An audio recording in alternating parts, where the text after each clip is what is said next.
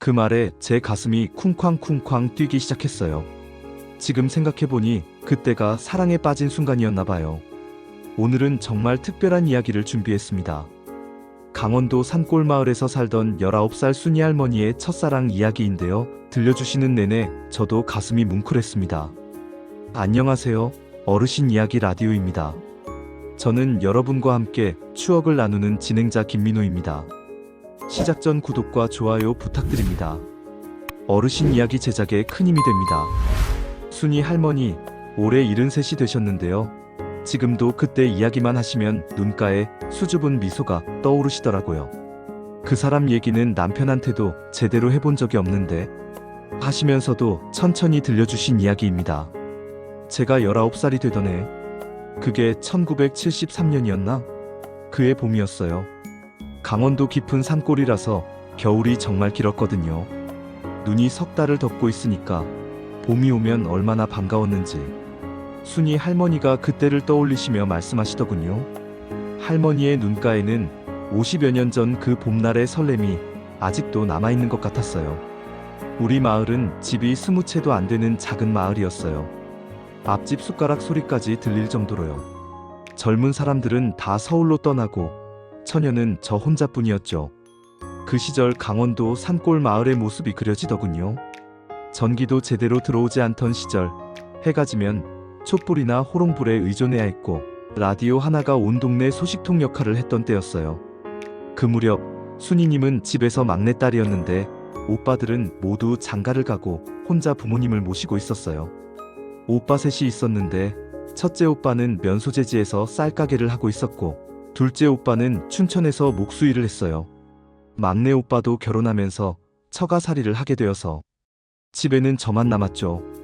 아버지는 밭 7마지기를 짓는 소농이었고 어머니는 누에를 쳐서 명주실을 뽑아 파셨어요. 저는 뭐 집안일 도맡아 하고 가끔 장에 나가 어머니가 뽑으신 명주실을 파는 게 일이었죠. 순이님의 하루는 새벽 4시 30분에 시작되었어요. 소 6마리 여물주기, 닭 20마리 돌보기, 아침밥 짓기, 빨래하기. 쉬는 날이 없었죠. 그래도 불만은 없었어요. 다른 집 처녀들도 다 그렇게 살았거든요. 오히려 부모님이 살아계시고 굶지 않고 살 수 있다는 것만으로도 감사했어요. 그런데 그해 봄 마을에 변화가 생겼어요. 큰집 사촌 오라버니가 서울에서 친구 하나를 데려왔어요. 그 친구 이름이 철수였는데 아이고, 지금도 그 이름만 들으면 가슴이 두근거려요. 순이 할머니가 수줍게 웃으시며 계속 말씀하셨어요. 도시 사람이라고 해서 어떨까 싶었는데 생각보다 수수하더라고요. 바지는 말끔했지만 거만하지도 않고 어른들께 인사도 깍듯하게 하고 아, 이런 사람도 있구나 싶었죠. 철수는 25살로 서울에서 고등학교를 마치고 취직 준비를 하고 있던 청년이었어요. 키가 크고 말끔한 외모에 정중한 태도까지. 작은 산골 마을에서는 보기 드문 인물이었어요. 처음 봤을 때 책에서만 보던 그런 사람이 정말 있구나 싶었어요.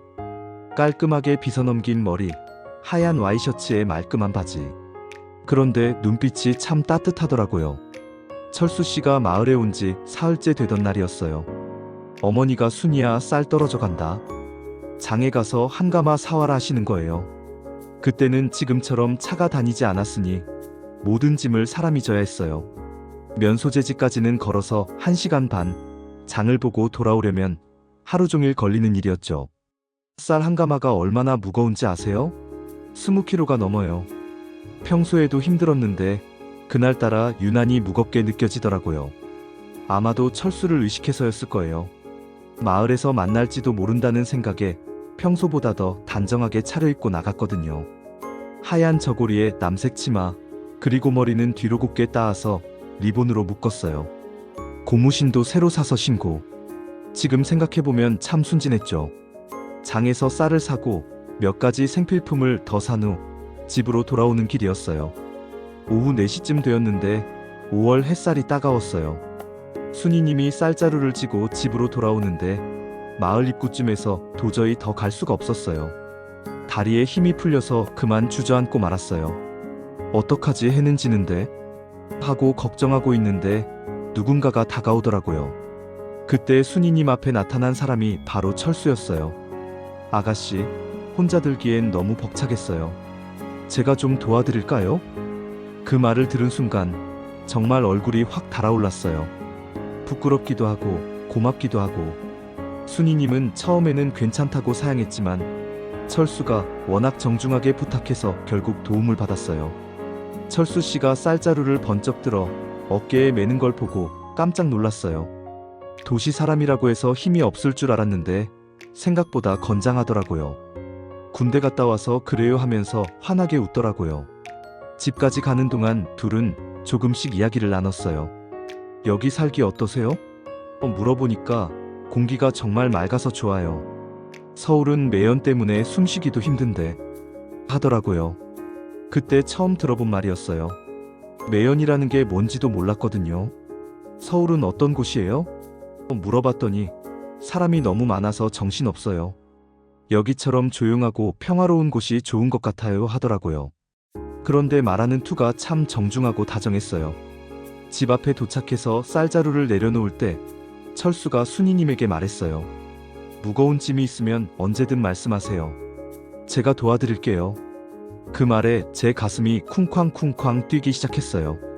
지금 생각해보니 그때가 사랑에 빠진 순간이었나 봐요. 그날 밤 순이님은 잠을 이룰 수가 없었어요. 계속 그 사람 생각만 나더라고요. 말하는 투조차 다정했고 힘들어하는 저를 도와주려는 마음도 고마웠고, 아, 이런 기분이 사랑인가 싶었어요. 그 일이 있고 나서 며칠 뒤였어요. 물을 길러 우물가에 갔는데 동네 처녀들이 모여서 수군거리고 있더라고요. 당시 마을에는 순이님 또래 처녀가 4정도 있었는데 모두들 철수에 대해 관심이 많았어요. 야, 순이야, 너 요즘 장에 참 자주 간다며? 복순이가 씩 웃으면서 물어보더라고요. 혹시 그 서울 총각 때문인 거 아뇨? 결국 순이님은 친구들에게 털어놨어요. 사실은 좀 괜찮은 것 같아. 예의 바르게 하고 힘도 세고. 그랬더니 애들이 와악 소리를 지르면서 놀리는 거예요. 순이가 첫사랑이네. 순이가 첫사랑이네. 철수 씨가 마을에 온 지 보름쯤 지났을 때였어요. 그동안 몇 번 마주쳤는데 볼 때마다 인사를 나누고 짧은 대화를 했죠. 그런 만남들이 쌓이면서 두 사람 사이에는 묘한 감정이 흐르고 있었어요. 말로 표현하지 않아도 서로의 마음을 조금씩 알 수 있었죠. 어느 날 저녁 순이님이 부엌에서 설거지를 하고 있는데 철수가 찾아왔어요. 순이 씨 계세요? 하고 부르는 소리에 깜짝 놀랐어요. 급하게 앞치마를 벗고 나갔더니 철수 씨가 문 앞에 서 있더라고요. 철수는 평소보다 더 긴장한 모습이었어요. 손을 주머니에 넣었다 빼었다 하면서 망설이고 있었죠. 철수는 조심스럽게 말을 꺼냈어요. 죄송합니다만 순이 씨, 오늘 밤에 개울가로 나와주실 수 있겠습니까? 드릴 말씀이 있어서요. 그 말을 듣는 순간 심장이 터질 것 같았어요. 순이님은 당황해서 제대로 대답도 못했어요. 네. 이런 식으로만 대답했는데 철수 씨가 9시쯤에 개울가 느티나무 밑에서 기다리겠습니다 하고는 갔어요. 그날 저녁 식사 시간이 얼마나 길게 느껴졌는지 몰라요. 부모님이 순이야, 왜 밥을 안 먹니? 하셔도 목에 넘어가지 않더라고요. 도대체 무슨 이야기를 하려는 건지 머릿속이 복잡했어요. 좋은 이야기일까? 아니면 혹시 서울로 올라간다고 인사하러 온 건 아닐까? 이런저런 생각이 머릿속을 휘몰아쳤어요. 9시가 가까워지자 순이님은 슬며시 집을 나섰어요. 집에서 개울까지는 5분 거리였는데 그날은 10분이나 걸린 것 같아요. 한 발짝씩 천천히 가슴이 두근거려서 제대로 걸을 수가 없었거든요. 개울가에 도착하니 철수가 벌써 와서 기다리고 있었어요. 달빛이 정말 밝았어요. 개울물 위에 은빛 다리가 놓인 것 같고 느티나무 그림자가 땅에 길게 드리워져 있고 지금 생각해도 그림 같던 밤이었어요. 철수 씨는 느티나무에 기대서 서 있었는데 달빛을 받은 모습이 정말 멋있더라고요. 영화 속 주인공 같았어요. 철수는 잠시 망설이다가 입을 열었어요. 순이 씨, 사실 제가 곧 서울로 올라가야 합니다. 첫 마디부터 가슴이 철렁했어요. 친구 소개로 공장에 취직이 정해졌습니다. 다음 주 월요일에 올라가야 해요. 떠나기 전에 꼭 말씀드리고 싶은 게 있어서 이렇게 부른 겁니다. 순이님은 무슨 말인지 알 것 같았지만 듣고 싶지 않았어요. 제가 순이 씨를 좋아합니다. 처음 쌀자루 들어드릴 때부터 마음에 들었어요. 예쁘시기도 하지만 무엇보다 성격이 참 좋으셔서 그 말을 듣는 순간 눈물이 핑 돌았어요. 좋으면서도 슬펐어요. 이제 막 시작될 것 같은데 벌써 이별이라니. 저도 좋습니다. 겨우 그 말만 했는데 철수 씨가 환하게 웃더라고요. 정말요? 정말 저를 좋아해 주세요?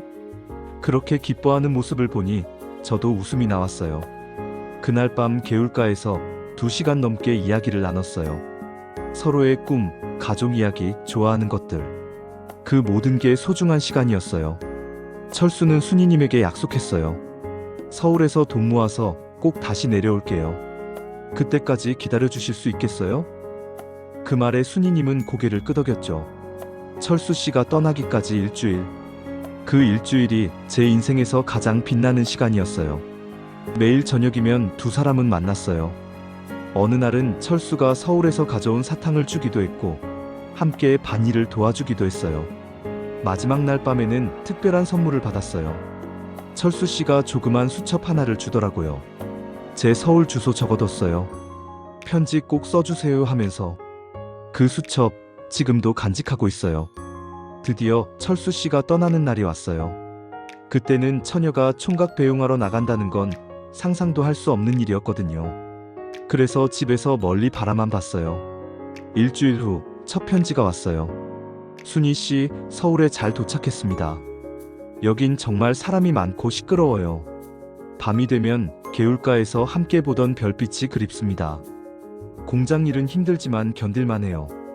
돈 모아서 언젠가 결혼할 수 있을 정도가 되면 마을로 내려가고 싶습니다. 결혼이라는 단어를 보는 순간 얼굴이 빨개졌어요. 혹시 나와 결혼하자는 뜻인가? 그런 생각이 들었거든요. 처음 몇 달간은 편지가 꾸준히 왔어요. 그런데 반년쯤 지나면서 편지가 늦어지기 시작했어요. 그러던 어느 날 큰집 사촌 오라버니로부터 충격적인 소식을 들었어요. 순이야, 철수가 결혼한대. 그 말을 듣는 순간 머리가 하얘졌어요. 서울에서 만난 여자랑 다음 달에 결혼식을 올린다더라. 공장 동료인데 서울 토박이라고. 그 말에 다리에 힘이 풀렸어요. 그날 밤 순이님은 펑펑 울었어요. 베개를 적시며 울었는데 서럽기도 하고 억울하기도 하고 첫사랑이 이렇게 끝나는 건가 싶어서 너무 슬펐어요. 철수 오빠 소식을 들은 지 반년 후 부모님이 중매를 들고 오셨어요. 그 상대는 이웃면에 사는 박씨 성을 가진 남자였어요. 결국 선을 보기로 했고 만날수록 그 사람의 좋은 점을 발견했어요. 성실하고 착했어요. 저에게도 정말 예의 바르게 대해주고 부모님도 공경하고 아, 이런 사람이면 괜찮겠다 싶었어요. 6개월 후 우리는 결혼했어요. 결혼한 지 5년째 되던 해 여름이었어요. 그날 순이님은 큰 장에 장 보러 갔다가 갑자기 앞에서 걸어가는 남자의 뒷모습이 눈에 들어왔어요. 가까이 가서 보니 정말 철수였어요. 그런데 철수 옆에 젊은 여자가 함께 걷고 있었어요. 그때 깨달았어요. 아, 우리는 이제 완전히 다른 인생을 살고 있구나 하고. 결국 순이님은 말을 걸지 못하고 그냥 돌아섰어요. 결혼한 지 10년쯤 지났을 때였나? 어느 날 밤 남편이 갑자기 당신 결혼 전에 좋아한 사람 있었지? 하는 거예요. 순이님은 철수와의 이야기를 남편에게 다 말했어요. 남편의 반응은 의외였어요. 그래, 그런 사람이 있었구나. 첫사랑은 누구나 있는 거니까 이해해. 하지만 이제는 나만 생각해줘. 그렇게 말하면서 제 손을 잡더라고요. 막내가 고등학교에 들어간 해였나? 큰집 사촌 오라버니가 갑자기 우리 집에 오셨어요. 혹시 철수 기억하지? 그 친구가 몇 년 전에 죽었어. 사고가 났다는데. 그 말을 듣는 순간 머리가 하얘졌어요. 며칠 후 순이님은 혼자서 면소재지에 있는 성당에 갔어요. 제단 앞에 앉아서 마음속으로 말했어요. 철수 오빠, 이제야 소식을 들었어요. 오빠를 사랑했던 시간들, 함께 걸었던 논두렁, 개울가에서 나눈 이야기들 모두 소중한 추억이에요. 남편이 병원에 입원했을 때였어요. 폐암이라고 했는데 많이 진행된 상태였죠. 어느 날 병실에서 제 손을 잡고 말하더라고요. 여보, 나 없어도 잘 살아야 해. 그런데 한 가지 말하고 싶은 게 있어. 당신, 그 서울 총각 이야기. 처음 들었을 때 질투났어. 하지만 시간이 지나면서 고마워졌어. 당신도 그런 사랑을 해봤으니까 나와의 결혼 생활을 더 소중히 여겨준 것 같아서. 남편이 떠난 지 벌써 7년이 됐어요. 처음에는 정말 외롭고 힘들었죠. 어느 날은 오래된 상자에서 그 수첩을 발견했어요. 철수 오빠가 떠날 때 주었던 수첩. 50년 넘게 간직하고 있었던 거예요.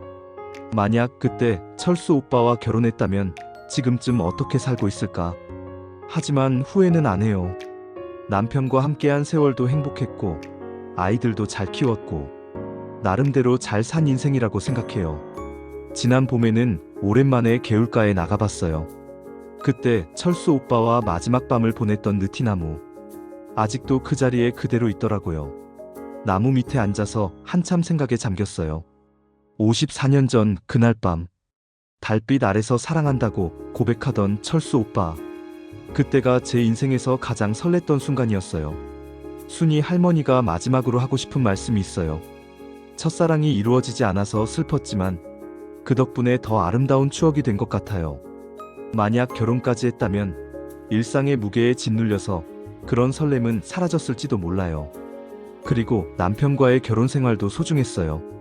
첫사랑과는 다른 깊고 든든한 사랑이었죠. 두 가지 사랑 모두 제 인생을 풍요롭게 해준 것 같아요. 요즘 젊은 분들에게 말해주고 싶어요. 첫사랑이 이루어지지 않는다고 해서 인생이 끝나는 건 아니라고요. 그 경험이 여러분을 더 깊은 사람으로 만들어줄 거예요. 그리고 언젠가 진정으로 사랑하고 사랑받을 수 있는 사람을 만나게 될 거예요. 그때까지 포기하지 말고 기다리세요. 여러분, 순이 할머니의 첫사랑 이야기 어떠셨나요? 50년이 넘은 지금도 그때를 떠올리면 설렌다고 하시던 순이 할머니의 모습이 참 인상적이었습니다. 이루어지지 않았지만 그 사랑이 할머니의 인생을 더욱 아름답게 만든 것 같다는 생각이 들었어요. 특히 남편분이 첫사랑 이야기를 이해해 주시고 오히려 그 덕분에 결혼 생활을 더 소중히 여겼다고 말씀해 주신 부분이 인상 깊었습니다. 오늘도 끝까지 함께 해주셔서 감사합니다. 여러분의 마음에도 따뜻한 사랑의 기억들이 영원히 빛나길 바랍니다.